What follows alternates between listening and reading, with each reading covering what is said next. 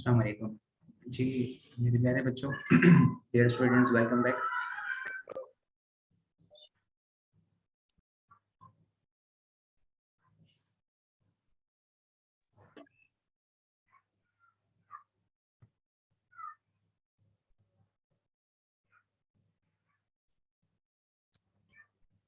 जी तो बेटा आवाज़ आ रही है मेरी आप लोगों को? जी सर आ रही है थोड़ी बहुत। Okay I will try my level best कि आपको मेरी आवाज़ पूरी आए, क्लियर आए। ठीक है ओके सर। जी बेटा, हम तो पढ़ रहे थे कि प्रोसेस के हवाले से, मैनेजमेंट प्रोसेस के हवाले से। अब फर्दर मजीद इसको आगे कंटिन्यू करते हैं। जो नेक्स्ट चीज़ हमारे पास हमारे टॉपिक में शामिल है प्रोसेसेस के बाद, वो है बेटा personal aspects of a managers job. ठीक है, लास्ट हम डिस्कस कर रहे थे कि क्या लास्ट हम डिस्कस कर रहे थे कि एचआरएम क्यों इम्पोर्टेंट है हमारे लिए। उसी से आगे कंटिन्यू करते हैं। बेटा ये प्लीज अपने माइक जो है वो आप म्यूट कर दें। सर आप 2 मिनट वो करें तो जैसे सारे इंटर हो रहे हैं तो किसी के माइक ऑन है तो 2 मिनट के बाद सेट हो जाएंगे। अच्छा अच्छा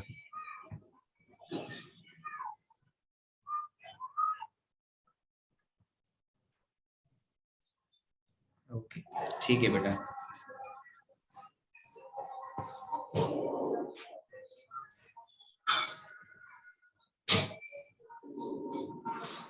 सर आप कंटिन्यू कर सकते हैं। जी बेटा,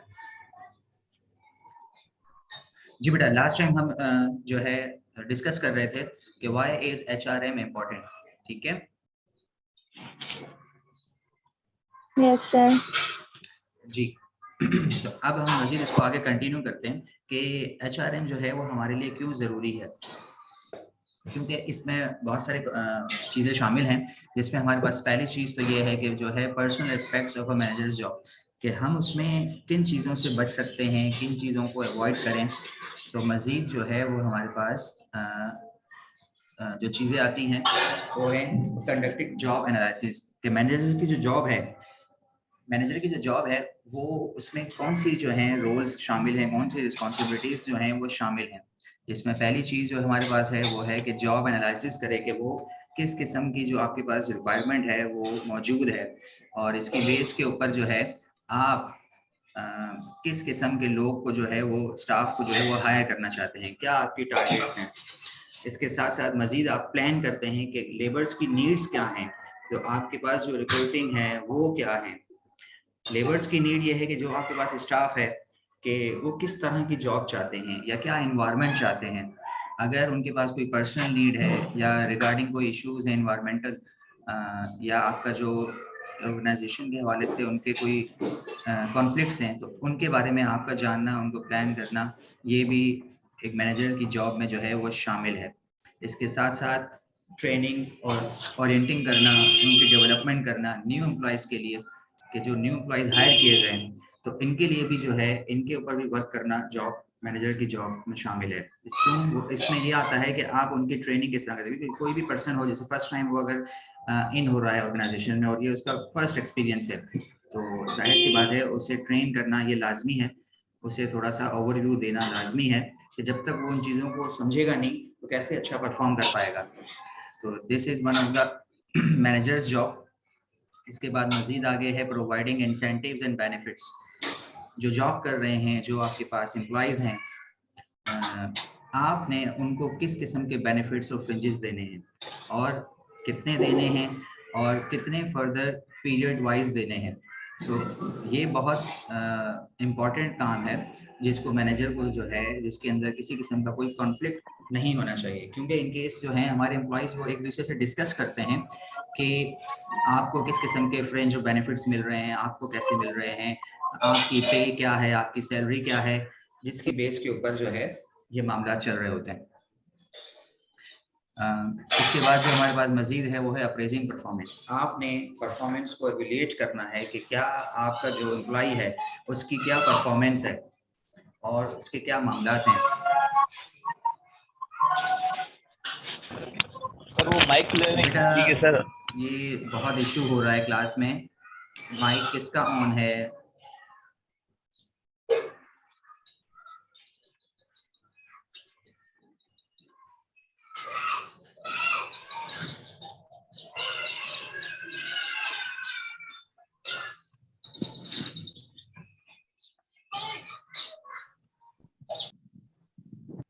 जी, अब मेरी आवाज सबको क्लियर आ रही है?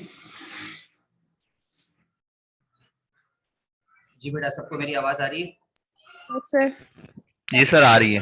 That's great. अच्छा बेटा, जो हम डिस्कस कर रहे थे वो है appraising performance.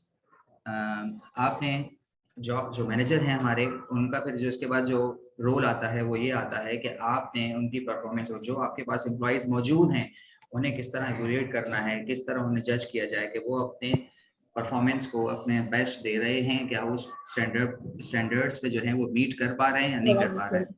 In that case after उसके बाद आपके पास है कम्युनिकेटिंग। आप उनसे कम्युनिकेट करते हैं, बातचीत करते हैं। अगर इन केस कोई प्रॉब्लम्स हैं उनके साथ तो आप उन्हें एक तरह से आप इन्हें काउंसलिंग कह सकते हैं कि आप उसमें काउंसलिंग की बेस के ऊपर काम करना शुरू कर देते हैं। काउंसलिंग के बाद आपको आइडेंटिफाई हो जाता है कि ये किस किस्म की प्रॉब्लम्स या उनका शिकार हैं, या कौन से ऐसे कॉन्फ्लिक्ट्स हैं जो उनके दरमियान मौजूद हैं, या क्या ऐसी वजूहत है, रीजंस हैं कि जिनकी बेस के ऊपर वो अपना बेस्ट नहीं दे पा रहे हैं। इनकी बेसिस के ऊपर आप उनकी ट्रेनिंग और डेवलपिंग के ऊपर काम कर रहे होते हैं। इसके साथ साथ जो मैनेजर्स हैं आपके साथ, आप उनकी भी पर्सनली ट्रेनिंग एंड डेवलपिंग पर काम कर सकते हैं। ये भी मैनेजर्स की जॉब में ही शामिल है, क्योंकि उनकी और मज़ीद स्किल्स को इम्प्रूव करना वो किसी तरीके से हो सकता है कि उनकी भी मज़ीद ट्रेनिंग और डेवलपमेंट हो सके। जब वो मज़ीद ट्रेन और डेवलप होंगे तो न्यू आइडियाज़ को वहाँ शेयर करेंगे, और जब न्यू आइडियाज़ को आगे चलकर शेयर करेंगे तो इस वजह से जितने भी और जो उनके सब कोऑर्डिनेट्स हैं, जो को वर्कर्स हैं, उनके लिए भी आसानी होगी कि वो अपना काम अच्छे तरीके से परफॉर्म कर सके।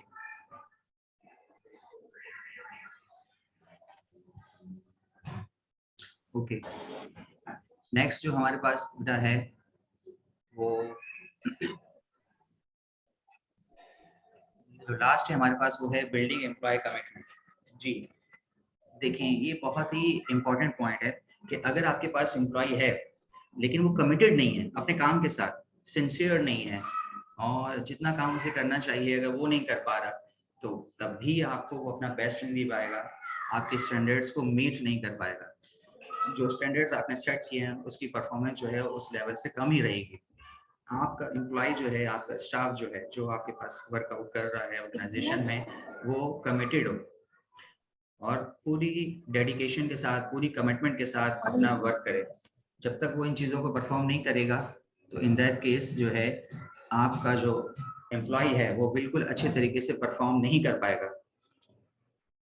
ये सब चीज़ें शामिल होती हैं बेटा एक मैनेजर की जॉब में, कि उसे इन चीज़ों का ख्याल रखना चाहिए।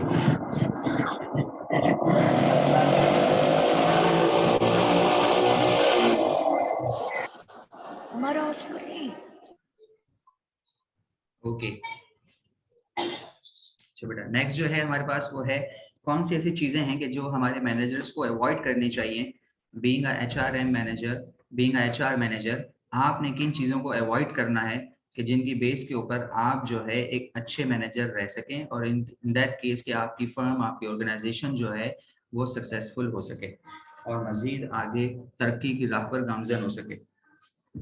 तो इन दैट केस कि आपके पास जो पर्सनल मिस्टेक्स हैं उन चीज़ों को आपने अवॉइड करना है। आपने मजीद उसमें क्या करना है, जो पहली चीज़ है हमारे पास, the first thing that is, आपने इसके साथ साथ जो पर्सनल चीज़ों को जो अवॉइड करना है उसमें क्या है कि कौन सी ऐसी मिस्टेक्स हैं जो आप नहीं करना चाहते, कि आपका एम्प्लॉय जो है कि वो अपना बेस्ट ना दे।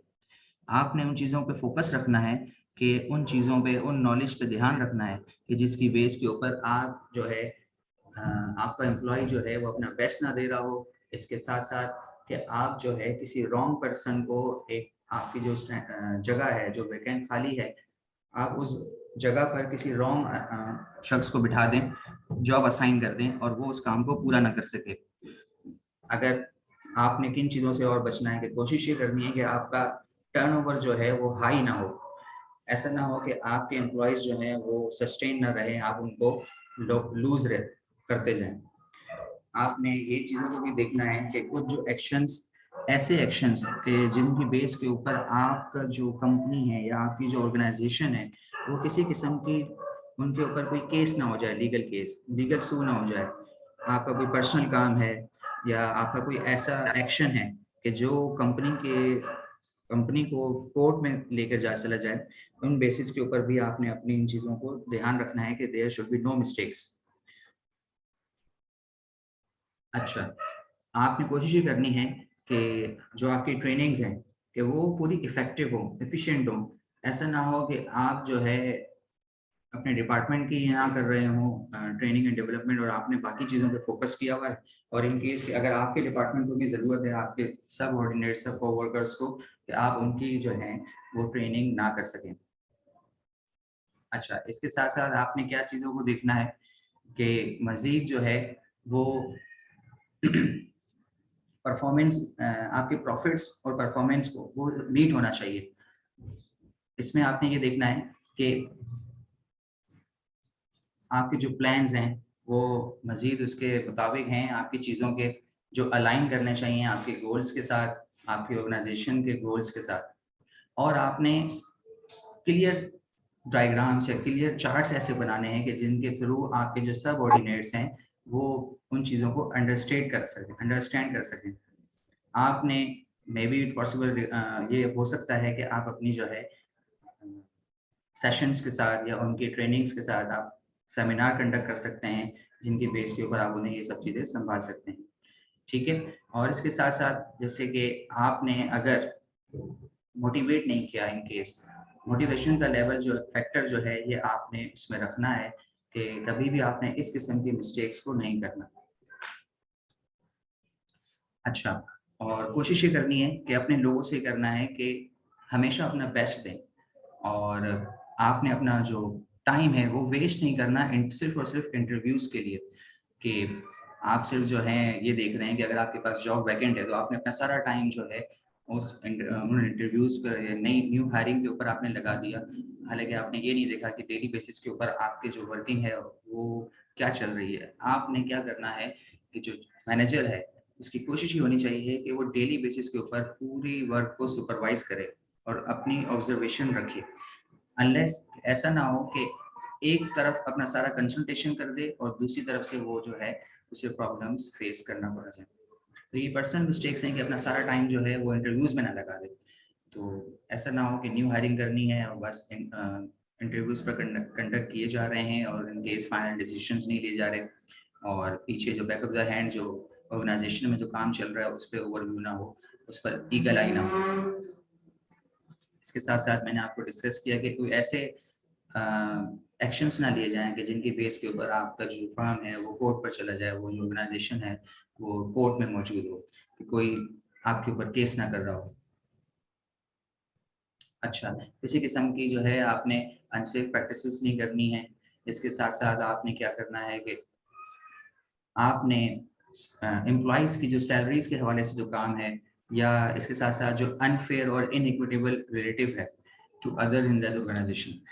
अगर फ़र्ज़ करें आपके पास ज़्यादा से ज़्यादा ऐसे स्टाफ में लोग मौजूद हैं कि जो आपस में रिलेटिव्स हैं, तो उनके दरमियान भी अगर आपने डिस्क्रिमिनेशन रखा, उनके दरमियान भी आपने उन्हें डिस्क्रिमिनेट किया कि भई एक की सैलरी को आपने, दोनों अगर बिल्कुल अपने एक्सपीरियंस के बेस के ऊपर और अपने क्वालिफ़िकेशन के बेस के ऊपर बिल्कुल ठीक आते हैं, लेकिन आपने उनका जो है वो सैलरी का जो मामलात हैं वो डिफरेंस रखे, एक को लो दी और एक को ज़्यादा, तो इन दैट केस के फिर भी आपके पास कॉन्फ्लिक्ट और मिस्टेक्स आ सकते हैं, कि आपके पास आइडेंटिफाइड होने चाहिए कि ये अगर आप पहले से आपके जो स्टैंडर्ड्स हैं वो सेट होने चाहिए कि भाई अगर जो भी इन केस इस जगह पर, इस वैकेंट पोजीशन पर आ रहा है, तो इसकी सैलरी कितनी होनी चाहिए, उसकी मिनिमम क्वालिफिकेशन क्या हो, एक्सपीरियंस क्या हो, उसकी बेस के ऊपर आपको आइडेंटिफाई होना चाहिए कि ये क्या सैलरी ही इसकी होनी चाहिए।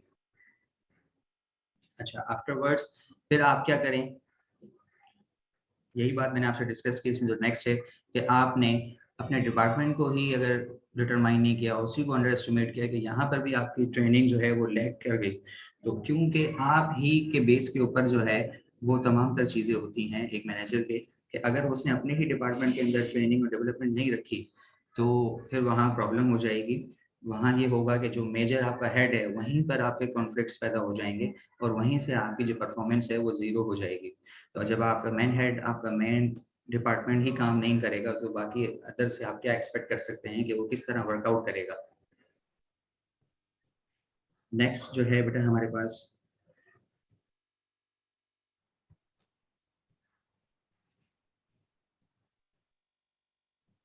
अच्छा बेटा, इसके बाद जो हमारे पास चीज़ें हैं वो हैं बेसिक एचआर कॉन्सेप्ट्स। अच्छा, आप जब चीज़ों को अलाइन कर रहे होते हैं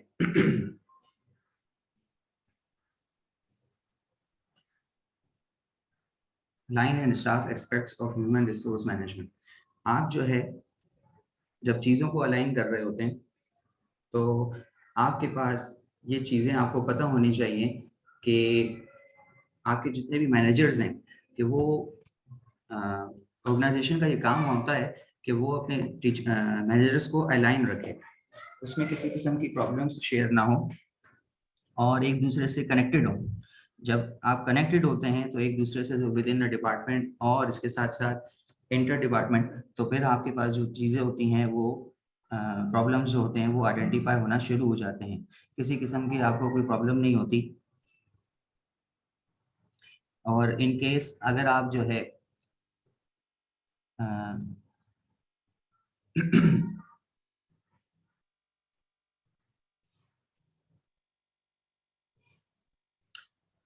अगर आपके पास कोई प्रॉब्लम है, कोई कॉन्फ्लिक्ट आता है विद इन अ डिपार्टमेंट या इंटर डिपार्टमेंट, तो आप उनसे डायरेक्टली होकर बात कर सकते हैं। जब आप लिंक होंगे तो प्रॉब्लम्स और जितने इश्यूज हैं उनको आप जल्दी आइडेंटिफाई करके रिजॉल्व करने की कोशिश कर सकते हैं। ह्यूमन रिसोर्स डिपार्टमेंट की अगर बात की जाए बेटा, तो इसके अंदर जब आपके पास जो काम होता है वो जो चीज़ों के ऊपर बेस कर रहा होता है वो यही होता है कि the first one is recruiters, किस तरह आपने कौन से एम्प्लॉयज़ को रिक्रूट करना है।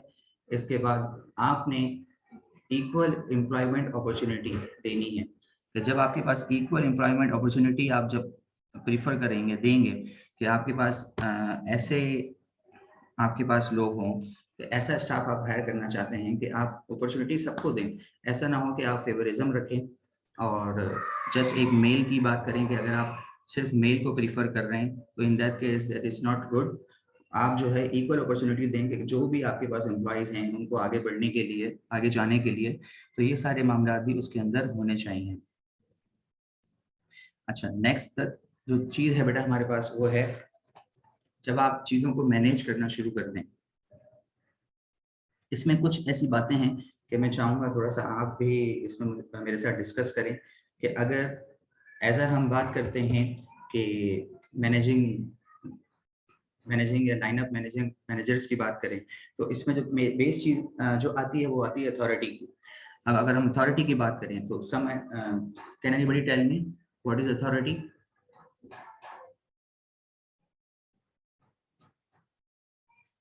सर बेसिकली हम कहेंगे कि आपके पास एक डिसीजन मेकिंग की पावर आ जाती है। यस, वेरी गुड बेटा। ये आपके पास राइट होता है कि आप डिसीजंस ले सके डायरेक्ट अपने काम करने वालों के साथ या अपने सबऑर्डिनेट्स के साथ। इसके अंदर जो हम लैंड अथॉरिटी की बात करें, तो अगर हम लैंड अथॉरिटी की बात करें तो what is land authority? Sir वो सारी एक्टिविटीज जो डायरेक्टर मैनेजर के पास होता है वो भी लाइक जो भी उनके लोग होते हैं डिपार्टमेंट के सर्विस एरिया के उनको देख रहा होता है, लाइन अप कर रहा होता है उनके चीजों को। बिल्कुल ऐसा ही है कि लैंड अथॉरिटी की जब हम बात करते हैं तो असल ये जो काम है वो ट्रेडिशनली है कि आपको अथॉरिटी दे दी जाती है कि आप दूसरे डिपार्टमेंट से या विद इन अ डिपार्टमेंट जो है आप अपने मैनेजर्स के साथ किस तरह आप उसको आपके पास एक राइट आ जाता है कि आप ऑर्डर्स को आगे फॉलो अप कर सकें, उन्हें दे सकें, या कोई इशू है, कोई प्रॉब्लम है तो आप उनसे डायरेक्टली जो है वो आप बात कर सकें। अब इसमें जो नेक्स्ट है हमारे पास वो है वो स्टाफ अथॉरिटी। अगर हम स्टाफ अथॉरिटी की बात करें तो इसके बारे में बताएं बेटा।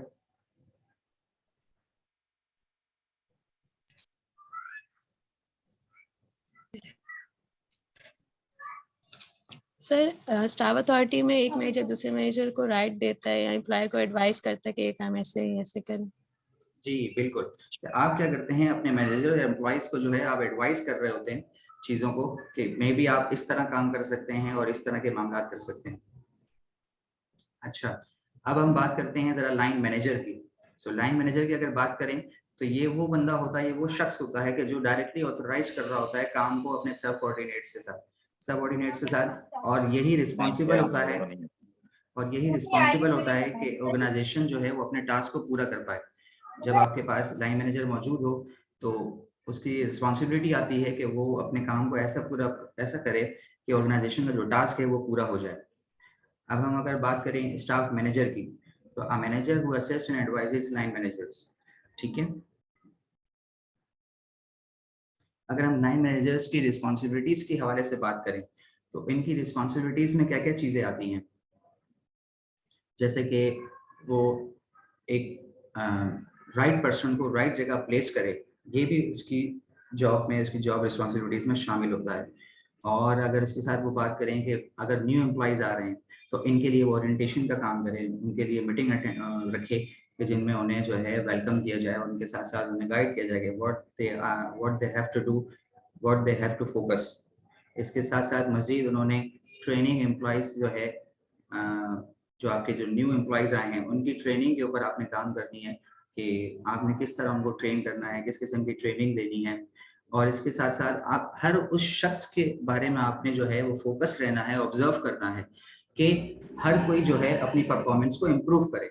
आप जब एवोल्यूट करते हैं कि वो आपके स्टैंडर्ड्स को मीट नहीं कर पा रहा या जो भी आपने स्टैंडर्ड्स रखे हैं, आप उनके बाद उनकी परफॉर्मेंस को एवोल्यूट करें और ये देखें कि वो इस वक्त कहाँ है और फिर आपने उनकी इम्प्रूवमेंट पर काम करनी है और ईच फॉर एवरीवन। ये ना हो कि आपने किसी एक पे फोकस किया हुआ है, बाकी रेस्ट ऑफ द अदर्स आपने उनको नेगलेक्ट, बिल्कुल ही आपने उन पे फोकस नहीं किया।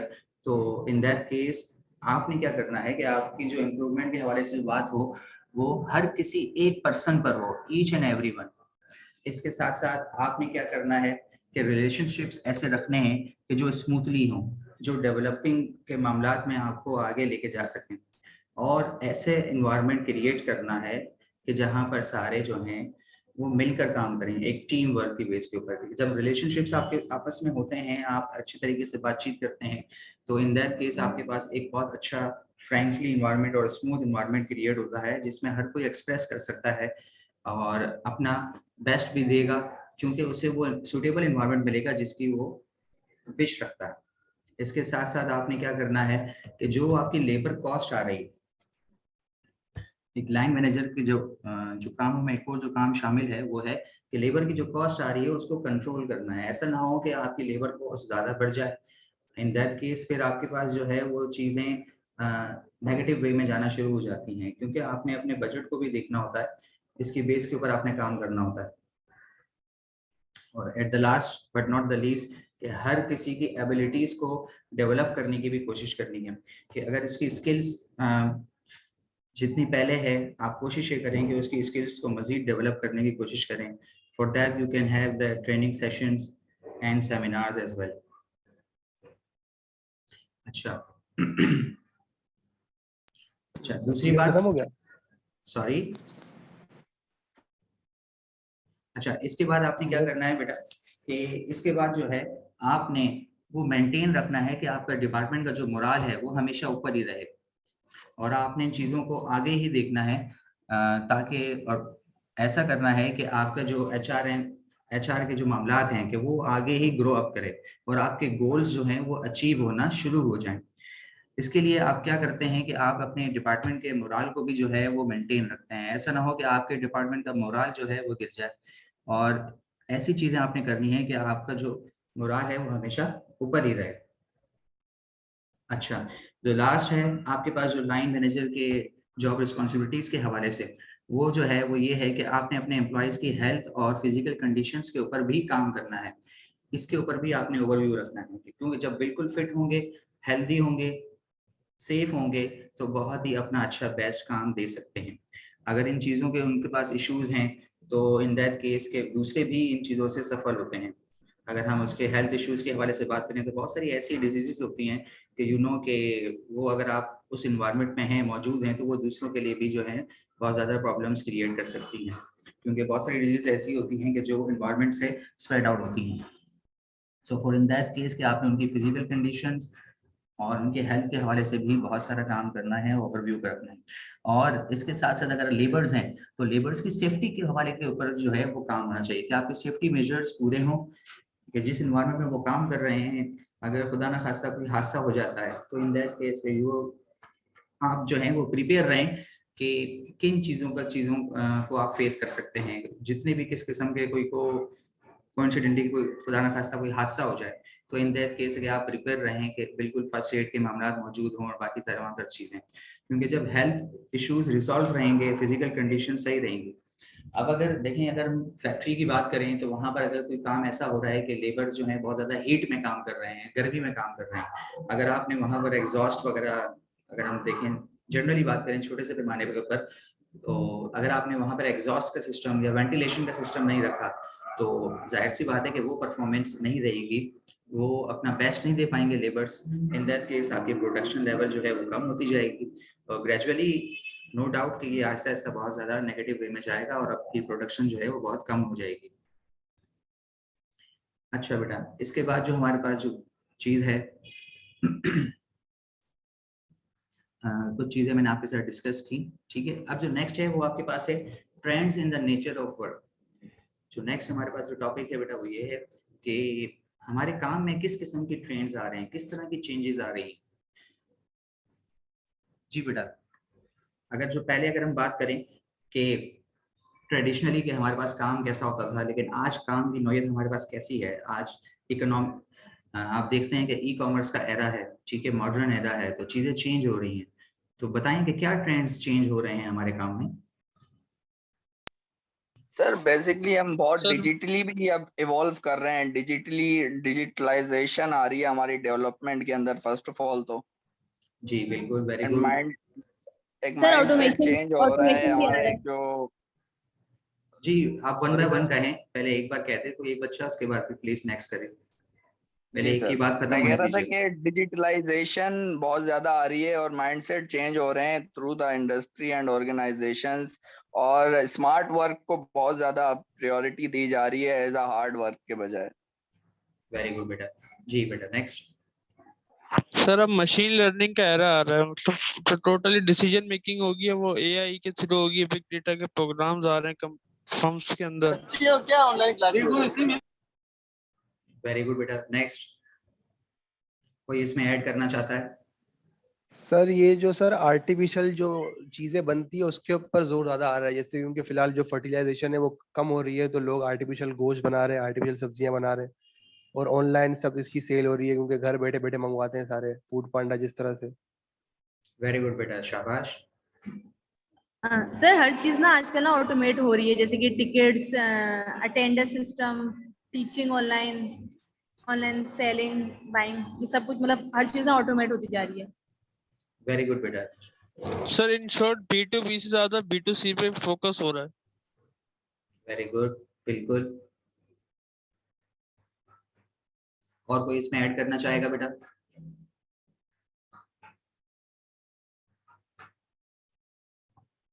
ठीक है बेटा। तो जिस तरह आपने कहा कि डिजिटलाइज एरा है, मॉडर्न एरा है, ठीक है, चीज़ें बहुत ज़्यादा चेंज हो रही हैं, हमारे पास बहुत ज़्यादा हाई टेक्नोलॉजी आ रही है वक्त के साथ साथ, तो हम जो है टेक्नोलॉजी की बिल्कुल मॉडर्न एरा पर आ गए हैं। और इवन इनके दैट केस के हम लेबर को भी रिड्यूस कर रहे हैं, इन दैट केस के हम जो है टोटल इंडस्ट्रियलाइजेशन की तरफ जा रहे हैं, जिसमें हमारे पास बहुत ज़्यादा हैवी मशीनरी है कि हम जो है इवन लेबर्स को रिड्यूस कर रहे हैं। कि पहले जो है हाथों से पैकिंग होती थी और इस तरह मशीन्स को रन करने के लिए भी जो है वो लेबर्स की ज़रूरत पड़ती थी, लेकिन आजकल डिजिटलाइज एरा होने की वजह से और चीज़ें मॉडर्न होने की वजह से we have that machines which run automatic. So हमें इन चीज़ों को कि ट्रेंड्स चेंज हो रहे हैं। अब आप सबसे बड़ी एग्जांपल ले लें आप इसकी, नोकिया मोबाइल की, कि कैसा दुनिया पे वो छाया हुआ था कि जिसके पास देखो नोकिया का मोबाइल या नोकिया की डिस्कशन चल रही होती थी। कि वो आप देखें कि टाइप जब वो था, टाइप का जो एरा था, उस एरा में उसने बहुत ज़्यादा तरक्की की। लेकिन जब आप अपने न्यू ट्रेंड्स को अपने साथ शामिल नहीं करेंगे, आप अपने आप को चेंज नहीं करेंगे, तो इन दैट केस के आपके साथ प्रॉब्लम्स क्रिएट होना शुरू हो जाएंगे। कि जो आपने दरअसल क्या करना है, मॉडर्न एरा के साथ चलना है। जैसे ही आप उनके साथ नहीं चले तो कोई और आपसे बाजी ले जाएगा, कोई और आपसे आगे निकल जाएगा। यही हुआ नोकिया के साथ कि नोकिया जो है वो स्मार्टफोन की तरफ स्विच नहीं किया उसने। इन दैट केस क्या हुआ कि जब वो सिर्फ टाइप पर ही इनसर रहा, उसने कहा कि मेरी क्वालिटी बहुत अच्छी है और टाइप पर ही सारे मामला रखे, और लोग जो हैं वो स्मार्टफोन की तरफ नहीं जाएंगे। लेकिन इन दैट केस उसने जब ये फैसिलिटी और ये सब उसने अडॉप्ट नहीं किया इन चीज़ों को, तो वो पीछे रह गया। और इसकी जगह फिर बहुत सारे आपके पास मोबाइल के एग्जांपल्स हैं कि क्यू मोबाइल है, अब आपके पास बहुत सारे और जितने भी ब्रांड्स हैं वो सब आ रही हैं जिन्होंने स्मार्टफोन्स के ऊपर बहुत ज़्यादा काम करना शुरू कर दिया। और मार्केट में सर्वाइव करने के लिए भी आपको अपना चेंज जो है, उन ट्रेंड्स के चेंज के ऊपर आपने नज़र रखनी है, फोकस रखना है और अपने आप के अंदर वो तब्दीली लानी है कि जो दुनिया के साथ चल रही है। इन दैट केस के फिर इसी वजह से कि आपका जो काम है, आपने उन चीज़ों पे फोकस रखना है कि किस तरह की हाई टेक्नोलॉजी आपके काम के अंदर दरमियान में आ सकती है, और अगर वो इंट्रोड्यूस हो गई है मार्केट में और एरा में, दुनिया में, तो आपने उसको अवेल करना है, उसको सीखना है और उसको अलाइन करना है, उन चीज़ों को इम्प्लीमेंट करके लाना है अपनी ऑर्गेनाइजेशन में, अपने स्टाफ के साथ। तो आप देख लें कि जो मैंने एग्जांपल आपको दी नोकिया की, जो पीछे रह गया, आज भी वो अपना उस मार्केट को जो है वो कॉम्पिटिट नहीं कर पा रहा है, इवन कि वो बहुत ज़्यादा अभी भी बैकवर्ड ही है। इन दैट केस के बाकी तमाम जितने भी आपके पास जो मौजूद हैं ब्रांड्स मौजूद हैं, वो सब आगे निकल गए हैं और वो उस पर मज़ीद काम भी कर रहे हैं। इवन कि we have the smartphones of Nokia but yet it is so much back. ठीक है, तो अगर आप ट्रेंड्स पर नज़र रखेंगे तो आपके साथ आप क्या करेंगे, आप अलाइन रहेंगे और मार्केट में आप सर्वाइव कर सकेंगे। जिसमें हमारे पास दूसरी चीज़ आती है कि सर्विसेज जॉब्स के हवाले से अगर हम बात करें कि सर्विसेज जॉब्स में आप देखें कि पहले जो है वो आप शॉप पे जाकर चीज़ें लिया करते थे, बिल्कुल मार्केट में जाकर या बहुत अपने दूर-दूर जगहों पर जाकर आप जो है वो चीज़ों को परचेज़ करते थे। लेकिन आज आप देखें कि डिजिटलाइज़ एरा होने की वजह से क्या है कि मॉडर्न टेक्निक्स की वजह से आप ऑनलाइन जो है अपनी ऑर्डर्स को जो है प्लेस कर रहे हैं। आपके पास आप ऑनलाइन ऑर्डर करते हैं और विदिन अ फ्यू डेज़ और 1 day you can have your product at your door step. तो जब आपके पास ये चीज़ें सर्विसेज भी आप देखें कि अब आपके पास, जैसे कि एग्जांपल दी बेटा ने कि ऑनलाइन टिकट्स हमारे पास आना शुरू हो गए कि हम जो है अपने टिकट्स को ऑनलाइन बुक करवाते हैं। इसके साथ साथ जितनी भी चीज़ें हैं आपके डोर स्टेप पर आपको अवेलेबल हैं। यू कैन से कि अगर एनवायरनमेंट चाहते हैं कि घर पे ही हमारे पास जो खाना वगैरह सर्व हो जाए, तो we have Foodpanda app and इस तरह दीगर तमाम तर चीज़ें हैं। तो सर्विसेज भी अब जो है वो डिजिटलाइज हो रही हैं, वो उस पर जा रही है कि जो फिजिकल बेस पे ऊपर इतना काम नहीं है कि अब सारा काम जो है वो नेटवर्क पर हो रहा है, इंटरनेट पर हो रहा है कि वी हैव दैट थिंग। इसके साथ साथ आपने क्या करना है कि ट्रेंड चेंज जब आपके पास हो रहा है तो इसमें आपने अपने ह्यूमन कैपिटल के ऊपर भी मजीद बहुत सारा काम करना है। इस चीज़ के ऊपर भी जो है आपने फोकस रहना है। अब उस चीज़ पर कैसे फोकस रहेंगे इसमें देखें मजीद कुछ मैंने स्लाइड्स आपके सामने शेयर की हैं, जिसमें जो मजीद हमारे पास जो है वो ये हो सकता है कि आप देखें application service providers and technology outsourcing, web portals आप बना देते हैं, ठीक है, स्ट्रीमिंग डेस्कटॉप वीडियोस हैं, internet and network monitoring software है, इलेक्ट्रॉनिक सिग्नेचर्स हैं, इलेक्ट्रिक बिल हैं, पेमेंट्स हैं। आज तो आपको अपने बैंक में जाने की ज़रूरत ही नहीं है अपने बिल्स को लेकर, आप अपने ही अकाउंट से उसको जो है पे ऑफ कर देते हैं, पे कर देते हैं। वेयर हाउसेज हैं वो कंप्यूटराइज्ड हो गए हैं, ठीक है। अच्छा, जो लास्ट जो हमारे पास जिसके हम डिस्कस कर रहे थे वो कर रहे थे कि जो कैपिटल है ह्यूमन कैपिटल के हवाले से, तो वो भी आपने उस ट्रेंड के ऊपर भी नज़र रखनी है, क्योंकि जब आपने अपने ह्यूमन कैपिटल के ऊपर वर्कआउट नहीं किया और आपके पास ऐसे लोग हैं आपकी टीम में कि जो मॉडर्न एरा को इस्तेमाल नहीं कर सकते, यूज़ नहीं कर सकते, या उनके पास वो टेक्नोलॉजी ही मौजूद नहीं, और अगर टेक्नोलॉजी मौजूद है तो वो उसको चला नहीं सकते, उसे रन नहीं कर सकते। सो इन दैट केस कि आपका जो कैपिटल है ह्यूमन रिसोर्स का, वो भी आपके लिए कारआमद नहीं है, बेनिफिशियरी नहीं है। तो अगर वो इसी वजह से बेनिफिशियरी हो सकता है कि आपके पास जो है वो आपका जितना भी स्टाफ है वो मॉडर्न टेक्निक्स के साथ जो है वो फुली इक्विप्ड हो। जब आपके पास फुली इक्विप्ड होगा तो वो अपना बेस्ट देंगे और अपनी परफॉर्मेंस को बूस्ट अप करेंगे। इसके साथ साथ मजीद जो है काम के लोग जो हैं वो काम क्या करते हैं, अब अगर हम बात करें जॉब लोगों के हवाले से, कि आप देखें कि पहले हम जो है वो बसेस में सफ़र किया करते थे, एक जगह से दूसरी जगह जाना। आज आप देखें तो ऐप्स हमारे पास गिवन है कि हम जो है बहुत ही नॉमिनल फी पे आप बात करें कि बहुत ही नॉमिनल चार्ज के ऊपर आप जो है एक जगह से दूसरी जगह आप जो है वो इजी ट्रैवल कर सकते हैं। We have the apps like inDriver, Careem, ठीक है, बाइकिया। तो आज ये मॉडर्न दौर है कि लोग जो हैं वो प्रीफर कर रहे हैं कि ट्रेडिशनल चीज़ों से हटकर मॉडर्न टेक्निक्स पर आने के लिए, मॉडर्न चीज़ों के ऊपर आने के लिए। तो ये कुछ चीज़ें हैं, कुछ ट्रेंड्स। अगर आप ट्रांसपोर्टेशन में, जिसकी एग्जांपल मैंने आपको दे दी, कि आप देखिए पहले ओल्ड व्हीकल्स जो हैं वो चला करती थी, बसेस चला करती थी, वी हैव टैक्सीज, और टैक्सीज भी आपके सामान्य, अगर आप अपने बड़ों से पूछें और मे बी इन केस कि आपने भी सफ़र किया हो, कि हमारे पास टैक्सीज की जो कंडीशंस होती थी वो भी कैसी होती थी। तो लेकिन आज हम जब सफ़र कर रहे हैं और हम देख रहे हैं कि हमारी ट्रांसपोर्टेशन काफ़ी बेहतर है, कि वी हैव बाइकिया, करीम, उबर, इस तरह की जब एप्स हमारे पास आ गई हैं, इस तरह की जब सर्विसेज हमारे पास आ गई हैं, तो we are fully equipped with the digital marketing. और इसके साथ साथ मजीद के हम चीज़ों को बहुत ज़्यादा कंफर्टेबल लेवल तक लेकर चले गए।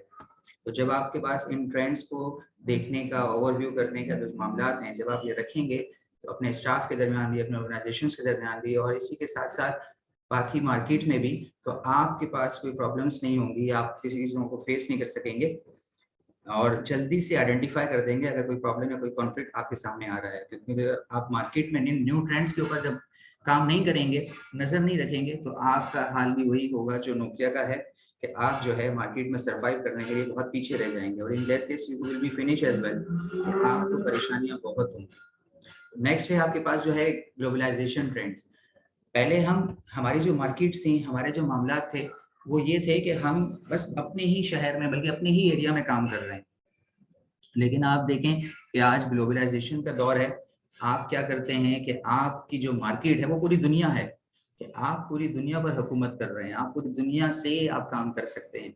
तो पहले तो हमारे पास ये था कि हम सिर्फ with in area, with in a country, या सिर्फ जनरल बात करें तो विद इन अ सिटी सिर्फ काम कर सकते थे।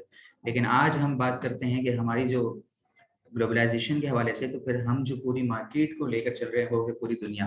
तो जब आपके पास ग्लोबलाइजेशन ट्रेंड के ऊपर भी आपने जो है वो बहुत ही ज़्यादा फोकस रहना है और इन चीज़ों के ऊपर जो है नज़र रखनी है। आज से अगर हम 50-60 साल पहले चले जाएं तो ग्लोबलाइजेशन इतनी नहीं थी, लेकिन 19 in the end of the 90s and 20s, starting from 20s and 2010, फिर हमारे पास जो ट्रेंड एक चेंज आया है वो ग्लोबलाइजेशन का, वो बहुत ज़्यादा वसी और बहुत ज़्यादा इम्पॉर्टेंट है। कोई बच्चा इस ग्लोबलाइजेशन में अपना इनपुट देना चाहे, कुछ ऐड करना चाहे? सर 98 में हुई थी अमेज़न की शुरुआत, उसके बाद से कुछ ज़्यादा बढ़ गया ग्लोबलाइजेशन, उससे पहले बहुत कम था ये। यस बेटा, बिल्कुल। अब जब देखें आप ग्लोबलाइजेशन की बात करते हैं, तो फिर पहले तो आपका जो कॉम्पिटिटर था वो सिर्फ ये था कि जो आपके सामने था, लेकिन जब आप ग्लोबलाइजेशन की बात करते हैं तो फिर आपके जो कॉम्पिटिटर्स हैं वो भी बहुत ज़्यादा हो जाता है। इसके साथ साथ आपका जो कंपटीशन लेवल है वो भी बहुत ज़्यादा बढ़ जाता है। आपको बहुत पावर चाहिए, आपको बहुत ज़्यादा प्रेशर बेयर अप करना पड़ेगा, और इसके साथ साथ अपनी अपनी कॉस्ट को बहुत ज़्यादा लोअर रेट पर लाना पड़ेगा। जब तक आप ये लोअर रेट पर अपनी कॉस्ट को नहीं लेकर आएंगे और इन चीज़ों को मद्देनजर नहीं रखेंगे, सो आपको जो है ग्लोबलाइजेशन के हवाले से मार्केट में सर्वाइव करना वो आपके लिए बहुत मुश्किल हो जाएगा।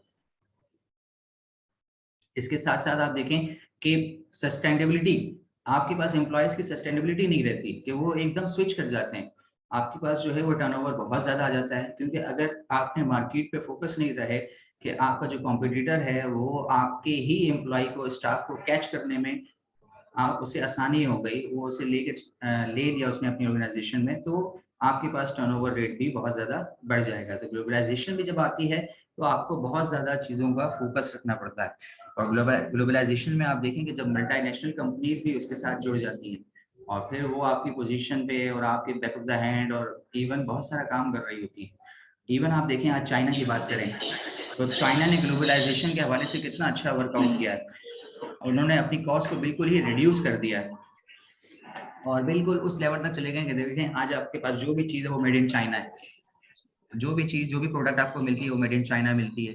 कि उन्होंने इस ग्लोबलाइजेशन के ऊपर काम किया, कि उन्होंने अपनी जो है लेबर के ऊपर काम किया कि हम जो है दुनिया की हर चीज़ बनाएंगे और उसे मार्केट में देंगे इन केस। फिर आप देखें कि आज चाइना कहाँ पर है, और इवन उसने यूएस को भी पीछे छोड़ दिया और काफ़ी उनको कॉम्पिटिट भी कर रहा है। जी तो बेटा आज के सेशन के हवाले से कोई सवाल है, कोई बच्चा कुछ पूछना चाहता है तो पूछ ले, क्योंकि मैं अब सेशन एंड करने जा रहा हूँ। इंशाल्लाह फिर इसको नेक्स्ट क्लास से कंटिन्यू करेंगे।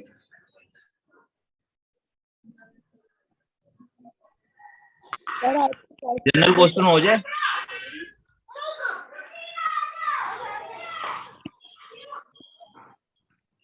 जी तो बेटा